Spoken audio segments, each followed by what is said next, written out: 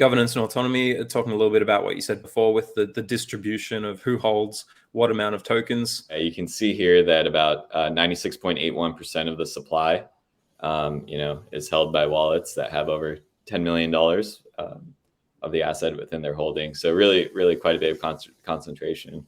One thing that I would mention about this is, sometimes it's not just the pure distribution that's important. So, here we can see what the different wallets are, but then you can also analyze things such as like the health or the average number of years that the wallets have held the token projects, right? So, here in PancakeSwap, a lot of projects for the large whale wallets have been holding for 2 to 3 years, right? So even though it's a large holding, the fact that they've been holding for so long is probably a little bit more of a reassuring sign.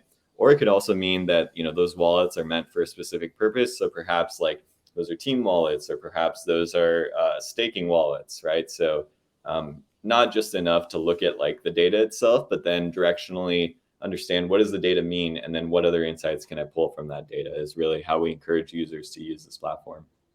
For sure, yeah, we're giving users the power, the data that they need to make decisions, and not forcing any decisions on you. But obviously, you can see here, you can make the decision whether whale's holding for a long time is something you're comfortable with or not.